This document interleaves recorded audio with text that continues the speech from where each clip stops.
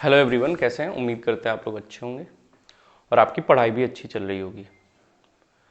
देखिए, आज हम जो बात करेंगे वो मैथ्स के बारे में बात करेंगे। मैथ्स के बारे में हम क्या क्या बातें करेंगे। पहली बात तो कि मैथ्स का कॉन्सेप्ट बिल्ड करना कितना ज़रूरी है।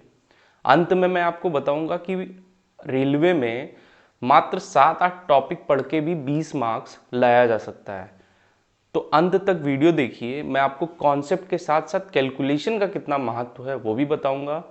जिन लोग को मैथ से डर लगता है उनको क्या करना चाहिए, उनको भी मैं अपने कुछ टिप्स दूंगा। हो सकता है उनके लिए प्रॉफिटेबल हो, थोड़ा उनके लिए अच्छा हो। तो चलिए बात करते हैं। ये जो रेलवे की मैथमेटिक्स होती है, उससे पहले मैं आपको बता दूं कि मेरा टेलीग्राम चैनल जो कि डिस्क्रिप्शन में है, आप उससे जुड़िए। मैं जो भी इम्पोर्टेंट साइंस के क्वेश्चंस होते हैं वो आपको उस पर भेजूंगा और डेली कुछ ना कुछ ऐसा आप भेजता रहूँगा जिससे कि आपकी तैयारी और बूस्ट हो सके। तो ठीक है, देखिए आज हम बात करेंगे रेलवे और ग्रुप एनटीपीसी और ग्रुप डी दोनों की मैथ्स के बारे में। तो एनटीपीसी की जो मैथमेटिक्स है, मैंने जो एनालिसिस किया और जो आपने भी किया होगा कि ये अरिथमेटिक पोर्शन को ज़्यादा फोकस करता है। अब अरिथमेटिक पोर्शन क्या है कि बहुत सालों से एग्जाम हो रहे हैं, आजकल तो 1.5-2 महीने एग्जाम होते हैं। तो वो क्वेश्चन को कैसे चेंज कर रहे हैं वो चीज़ें आपको समझना बहुत ज़रूरी है।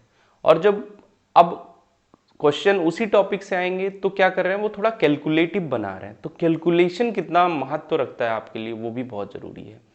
देखिए, मैं पहले उनको बताना चाहूँगा जो लोग एकदम नई नई तैयारी कर रहे हैं और जो मैथ्स बैकग्राउंड से नहीं है। उनके लिए क्या है कि आपको मैथ्स में स्टार्टिंग में डर लगेगा, सबको लगता है।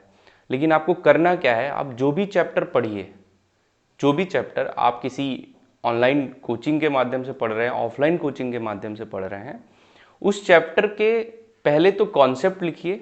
जो भी जहाँ से भी आप पढ़ रहे हैं वहाँ से कॉन्सेप्ट क्या है, कॉन्सेप्ट के साथ जो भी प्रश्न आप लिखिए, जो भी क्वेश्चन आप अपनी कॉपी में नोट डाउन करिए, उनका कम से कम 4 से 5 बार रिवीजन करिए। इससे क्या होगा, जब पहली बार आप लगाएंगे हो सकता है आपको देख के लगाना पड़े, दूसरी बार भी देख के लगाना पड़े, लेकिन तीसरी चौथी बार में आपके अंदर समझ आएगी कि ये क्वेश्चन में कॉन्सेप्ट कैसे अप्लाई हो रहा है। तो मैथ्स में जब आपको ये समझ में आने लगेगा कि कॉन्सेप्ट कैसे अप्लाई हो रहा है, उसी दिन से आपको मैथ आना शुरू हो जाएगी। मैथ का एक सिंपल रूल है भाई, जितनी प्रैक्टिस करोगे उतनी आएगी। ठीक है, तो पहली बात तो ये हो गई। जो नए लोग हैं वो आराम से करिए। एक चैप्टर उठाइए, मान लीजिए आपने सिंपल इंटरेस्ट उठाया, उसका एक कॉन्सेप्ट सीखा, उससे 4 सवाल लगाए, दूसरा कॉन्सेप्ट सीखा, उससे 4 सवाल लगाए। तो दूसरे दिन क्या करना है, पहले आपको उन 8 सवालों का रिवीजन करना है, उसके बाद ही आगे बढ़ना। और ये प्रक्रिया लगभग 1 हफ्ते तक आपको उन 8 सवालों को रिवीजन करते हुए जाना है आगे।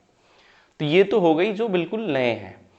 अब ऐसे लोग जो पुराने हो गए हैं और जिनका सिलेबस खत्म है और वो मॉक में उनके मार्क्स नहीं आ रहे, मॉक में उनसे गलतियां हो जा रही, तो देखो भाई, अगर आपको 1-2 साल तैयारी करते हुए हो गया है तो पहले तो यही कहूंगा कि आप खुद से इंश्योर कर लो कि सिलेबस खत्म हो गया है। अगर आपका सिलेबस खत्म हो गया है और आप मॉक दे रहे हैं, मॉक में 30 में आपके 20 मार्क्स आ रहे हैं, तो सही नहीं है। आपको खुद से देखना चाहिए कि मॉक में हमको कहाँ प्रॉब्लम आ रही है, कि हमें क्वेश्चन आ रहा है, टाइम नहीं बच रहा है, या टाइम बच रहा है, हम क्वेश्चन सॉल्व नहीं कर पा रहे हैं। तो अगर ऐसी स्थिति है तो कौन से चैप्टर से क्वेश्चन नहीं सॉल्व कर पा रहे हैं, उसको शांत मन से अपनी कॉपी में लिखिए कि ये चैप्टर से क्वेश्चन है, ऐसे क्वेश्चन है जो मैं नहीं सॉल्व कर पा रहा हूँ। उसके बाद जाइए अपना नोट्स रिवाइज करिए, और कोई बुक होगी आपके पास, उससे संबंधित जितने प्रश्न हैं वो लगाइए। दोबारा वो प्रश्न गलत नहीं होना चाहिए मॉक में। और क्वेश्चन, उसका कॉन्सेप्ट भी समझिए कि अगर मान लीजिए उस टाइप के प्रश्न आपने लगाए हैं, फिर गलत क्यों हो रहे हैं। ठीक है, तो दूसरी बात ये होगी कि मॉक का एनालिसिस अच्छे से करिए।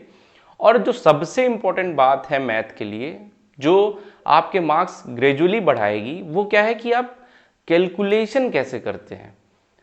तो मैं ये नहीं कहूँगा कि कैलकुलेशन हर जगह शॉर्टकट आपका चलेगा, मैथ में कहीं भी आपका हर जगह शॉर्टकट नहीं चलेगा। आप जब अपने कॉन्सेप्ट को लगातार रिवीजन करते जाएंगे ना, तो वो आपका शॉर्टकट बन जाता है। मैथ्स ऐसी चीज़ है कि जो आप पहले 10 स्टेप में कर रहे थे, अब वो 2 स्टेप में करने लगेंगे। और जो ज़्यादा शॉर्टकट सीखना भी नहीं, क्योंकि जो ज़्यादा शॉर्टकट सीखते हैं वो एग्जाम में कर नहीं पाते हैं। कुछ चीज़ें हैं जो शॉर्टकट से होती हैं, वो बहुत बेसिक हैं। तो कैलकुलेशन का आप वीडियो ज़रूर देखिए, जैसे कि टर्मिनेटिंग नॉन टर्मिनेटिंग नंबर्स कौन से होते हैं, अभी भी कुछ लोग को नहीं पता होगा, 2 साल से तैयारी कर रहे हैं। ठीक है, ये एनसीईआरटी में भी क्लास 9th में लिखा है साफ साफ। और कैलकुलेशन की बहुत सारी वीडियोस यूट्यूब पे हैं, मैं अपने टेलीग्राम चैनल पे आपको सजेस्ट करूंगा कि किसकी वीडियोस देखिए। मात्र 2 से 3 घंटे की वीडियो अगर आप देख लेंगे तो आपका कैलकुलेशन अच्छा हो सकता है। ठीक है, अब हम बात करते हैं कि मॉक का एनालिसिस आपने कर लिया, कैलकुलेशन हो गया, सिलेबस हो गया, और जो लोग नए हैं बिल्कुल मत डरिए, जिस चैप्टर से आपको डर लगता है उसको उठाइए, उसके 2 क्वेश्चन मात्र करिए। ठीक है, अब बात करें कि कुछ लोग कह रहे हैं मैनेज नहीं हो पा रहा टाइम, उसका कैसे हम मैथ्स की प्रैक्टिस करें। तो देखो, जिनका सिलेबस खत्म हो गया है वो 1 से 1.5 घंटे रिवीजन करें, और जिनका सिलेबस नहीं खत्म हुआ है वो 3 घंटे मैथ को पढ़ें और पहले सिलेबस को ही खत्म करें। डायरेक्ट क्वेश्चन पे मत आइए, 3 घंटे पढ़िए, आप एक दिन में एक चैप्टर खत्म करिए। ठीक है, 3 घंटे में आपको यूट्यूब पे कोई ना कोई वीडियो हर चैप्टर की मिल जाएगी जो एक चैप्टर के लिए सफिशियंट होगी।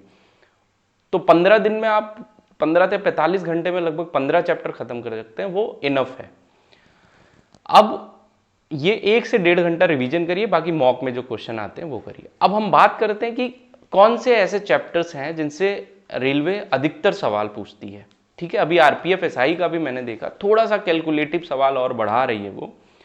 तो रेलवे में सबसे ज्यादा अरिथमेटिक से सवाल आता है। अरिथमेटिक आपको स्ट्रांग करनी है तो कैलकुलेशन भी आपकी स्ट्रांग होनी चाहिए, कॉन्सेप्ट भी तगड़ा होना चाहिए। बात करें तो सबसे ज्यादा जो क्वेश्चन आते हैं, पहले देखिए रेशियो एंड प्रोपोर्शन से 2 क्वेश्चन आते हैं। मैं अभी स्क्रीन पे आपको सारे जो है चैप्टर के नाम शो कर दूंगा। रेशियो एंड प्रोपोर्शन, अनुपात समानुपात से 2 क्वेश्चन आ रहे हैं, समझिए आप। एवरेज से 3 से 4 क्वेश्चन आ रहे हैं। एवरेज का क्वेश्चन थोड़ा सा जो है कैलकुलेटिव होता है, इसको आपको ध्यान देना है।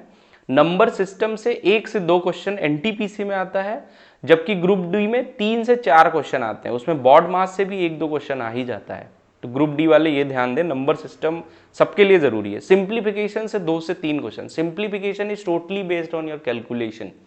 कैलकुलेशन स्पीड आपको बढ़ानी है, उसके बेसिक जो कीवर्ड्स हैं वो सीखने हैं, और ज़्यादा शॉर्टकट पे नहीं भागना है। मैं फिर बता रहा हूँ, ज़्यादा शॉर्टकट करेंगे एग्जाम में भूल जाएंगे आप। शॉर्टकट कुछ रखिए, हर चैप्टर से 2-3 शॉर्टकट, और उसका इतना प्रैक्टिस करिए कि वो आपको कभी भूले ना। नहीं तो अगर एक बार आप शॉर्टकट देख लिए, मैं क्या करता था, एक बार शॉर्टकट देख लिया, अरे इससे हो जाएगा, लेकिन बाद में भूल जाता था। उसको कई बार मगअप करिए, रिवाइज करिए। तो सिंप्लीफिकेशन से 2 से 3 क्वेश्चन, टाइम एंड वर्क से 2 question, time speed and distance से 2 क्वेश्चन, उसी में समझ लीजिए कि सिंपल एंड कंपाउंड इंटरेस्ट से, ठीक है, 2 क्वेश्चन आते हैं।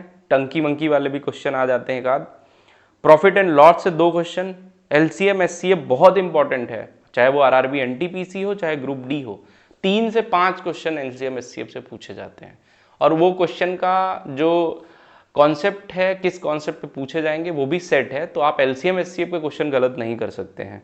तो कुल मिला के अगर अरिथमेटिक में देखें और परसेंटेज का 1 से 2 क्वेश्चन ऐड कर दें तो लगभग 20 क्वेश्चन सिर्फ अरिथमेटिक से पूछा जाता है। मतलब अगर आप 9 चैप्टर 10 चैप्टर पढ़ लें, कौन कौन से, ratio, proportion, average, number system, simplification, time and work, simple and compound interest, profit loss and LCM HCF और परसेंटेज, तो भी आपके 20 क्वेश्चन बन सकते हैं।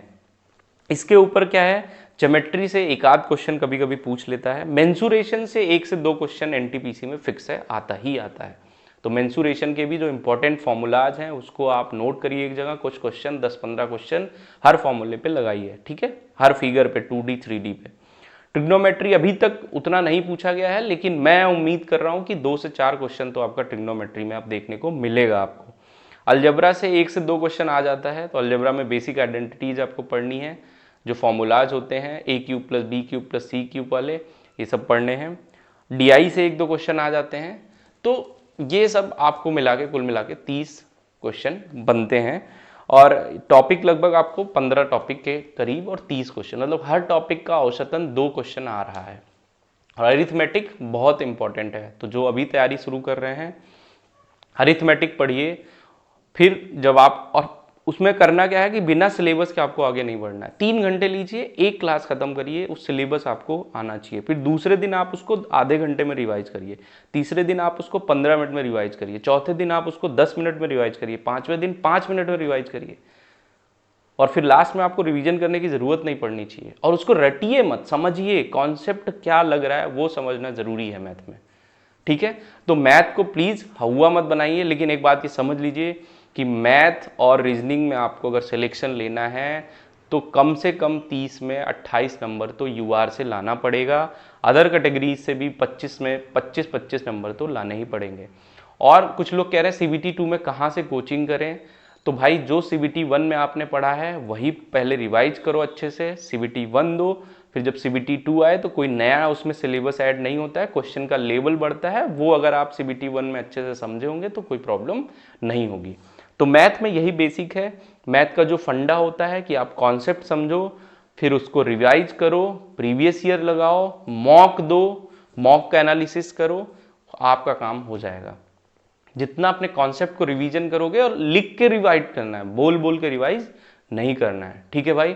तो और कोई दिक्कत आपको आ रही है तो आप कमेंट में करके बताओ, और टेलीग्राम चैनल से जुड़िए, जो भी बातें होंगी हम लोग वहाँ पे करेंगे, ठीक है। All the best.